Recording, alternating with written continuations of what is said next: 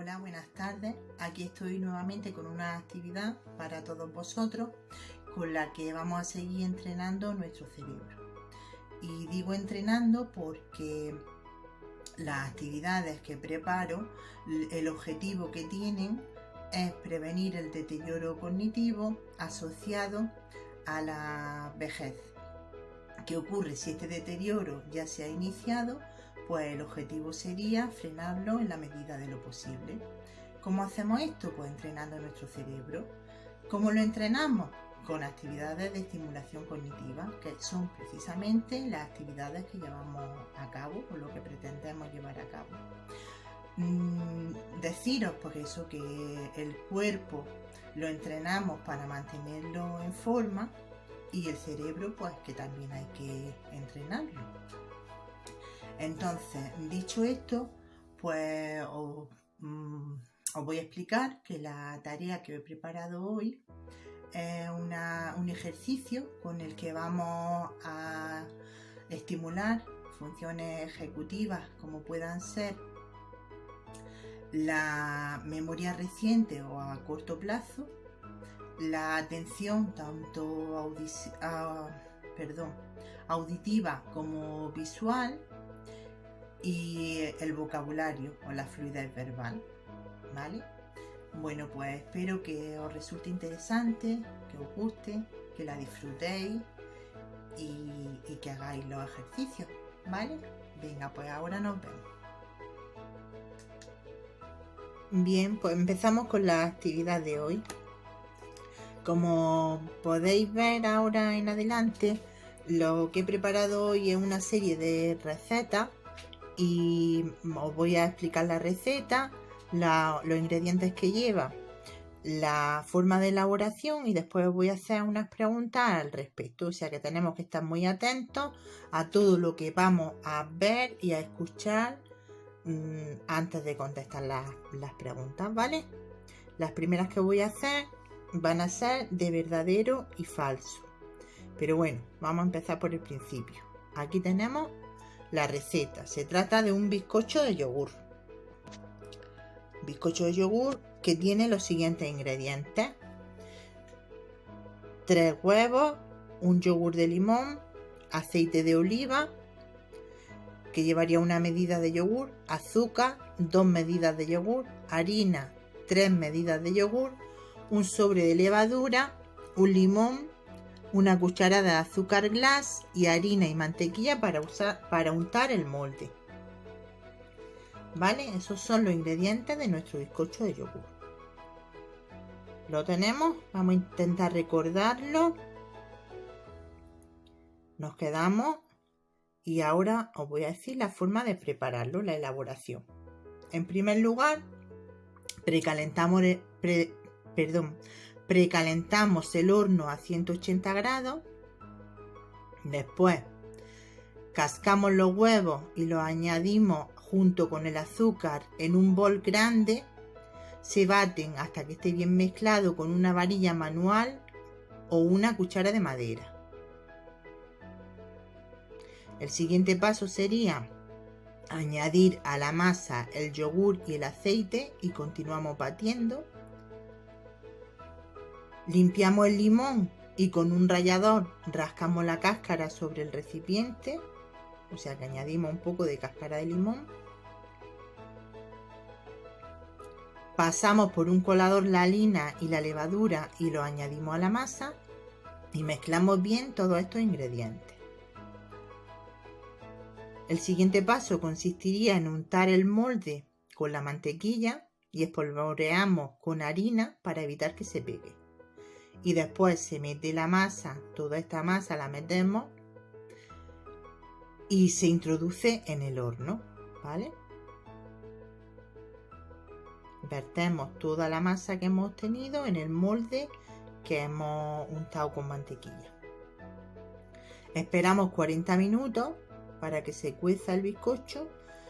Apagamos el horno, se retira el bizcocho y se deja que se temple. Después pasamos un cuchillo por los bordes del molde para sacarlo fácilmente y desmoldarlo. Y por último espolvoreamos el bizcocho con un poco de azúcar glass. ¿Vale? Y ya tendríamos nuestro bizcocho preparado para comerlo. Ahora os voy a hacer una serie de preguntas. Vamos a pensar y me vais a responder si es verdadero o es falso las afirmaciones que yo os voy a decir. Aquí estamos. La receta lleva más cantidad de azúcar que de harina. ¿Es verdadero o es falso? Entre los ingredientes encontramos aceite de oliva. El horno debe precalentarse a 120 grados. Se deben añadir todos los ingredientes al mismo tiempo en un bol grande y mezclarlo todo. Antes de verter la masa en el molde debemos untarlo de mantequilla y espolvorearlo con harina para evitar que se pegue. Al retirar el bizcocho del horno podemos desmoldarlo inmediatamente. ¿Todo esto es verdad o no? Pues la primera pregunta es falsa porque no lleva más cantidad de azúcar que de harina, lleva más harina que azúcar. La segunda es verdadera porque sí lleva aceite de oliva. La tercera es falsa porque no se precalienta el horno a 120 grados. La siguiente es falsa porque no se añaden todos los ingredientes al mismo tiempo, sino que se lleva una secuencia. La siguiente es verdadera porque sí hay que untar el molde. Y la última es falsa porque no se puede desmoldar inmediatamente. Hay que esperar un poco. ¿Vale? Pues espero que lo hayáis hecho bien. Y si no, pues volvéis para atrás, miráis la receta nuevamente y comprobáis.